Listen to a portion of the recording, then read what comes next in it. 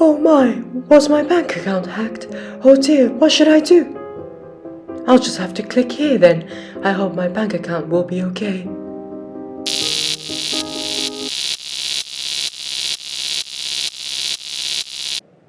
Hello guys, welcome to Koma's video, where I'll take my precious time of my teenage years to upload this video, not for money, but for a good grade in design class, and the satisfaction of my audience, of course. Anyways, today I'll be talking about that pesky hidden software in your fake email links, suspiciously cheap applications, and sometimes even hidden in your friend's text message. Trojan horses. In a nutshell, Trojan horses are these sneaky little programs that are disguised as legitimate programs that spring into action once the file they hide in is downloaded onto a victim's computer. These malwares are called Trojan horses because of the similarities to the stories of the Trojan horse in the Greek myth, where Greek sent a large wooden horse hidden with soldiers into Troy so that they could open the enemy's gates from the inside.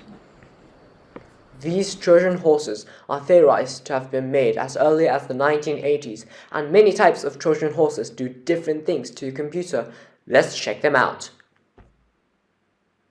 First, let's look at the backdoor Trojans. Simply put, these Trojan horses exploit your computer system so that the hacker can do anything to your computer from far away, whether that is loading more malware or using other infected computers so the hackers can use it to hack another computer. As the name suggests, it's like opening a back door to a house so that the intruder can get to your home or throw in nasty rubbish. Surprisingly, they account for 58% of all malware reports, so they are a common threat to people who use computers just like you. Next, let's look at a dropper/downloader Trojan. In case you're wondering, there is only one difference between dropper and downloader Trojans, which is one needing an internet connection and one working without it.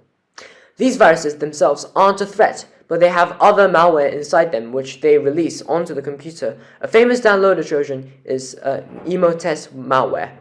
Another interesting Trojan horse is the DDoS Trojan. They're infamous for attacking Amazon for 3 days straight.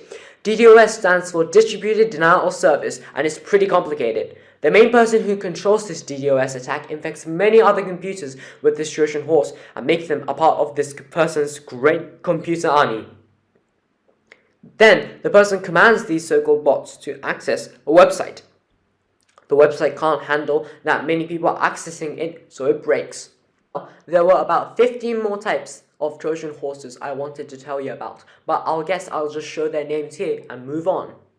So, how dangerous are these Trojan horses? Now, there are many types of Trojan horses I've mentioned before, but some real-life cases include the famous DDoS attack towards Amazon, the Mirai botnet that eventually cut off US East Coast's internet for half a day, and the horrible case of NotPetya, which made it seem like the users could regain their data, including their photos and important documents, by paying a ransom, only to discover they could not send money and left with a destroyed computer.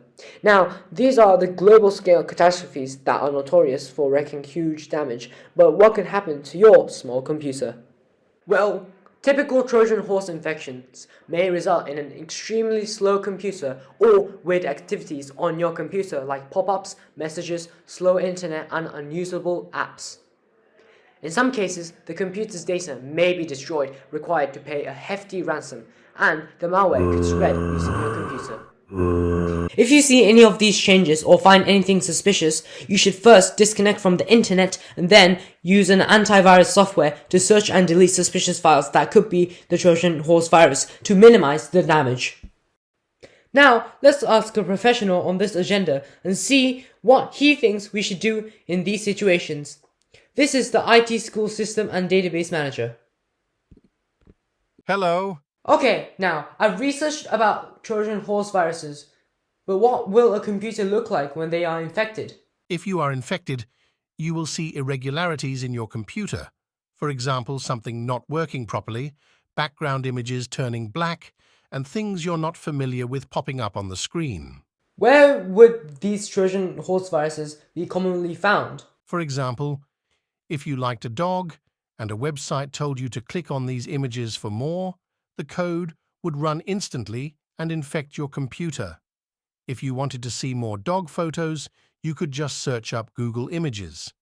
These suspicious things, as well as games from sketchy websites and in emails too.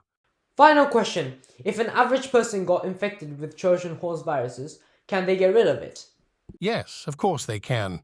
An antivirus application can easily remove Trojan Horse viruses. Oh, okay. I didn't realize it was such a powerful tool to use.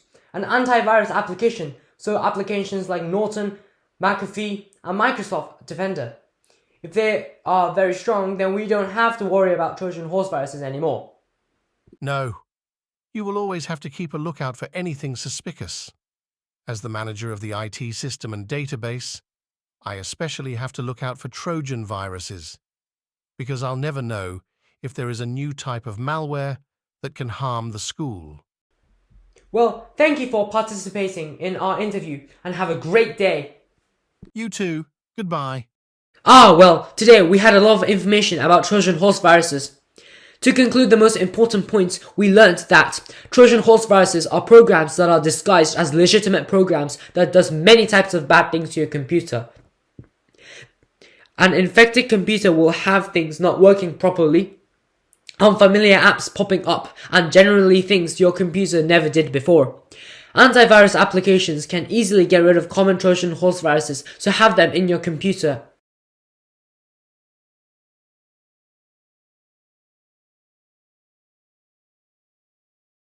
But most importantly, make sure you avoid anything that looks misleading and suspicious for reasons such as it being an unofficial game website or an unfamiliar video link, which is not YouTube. You will never know how dangerous a Trojan Horse virus is, and it could even overpower the antivirus, so you have to stay vigilant for suspicious things on the internet. So, there you have it. Everything you need to know about Trojan Horse viruses. If you don't know something or you find something a little bit suspicious, I advise you to go look it up on the internet or find an explanatory video on YouTube just like this one. Stay safe, stay on the look for suspicious activities, and always think twice before whether the button you're clicking on is a legitimate one or full of nasty malware. See ya!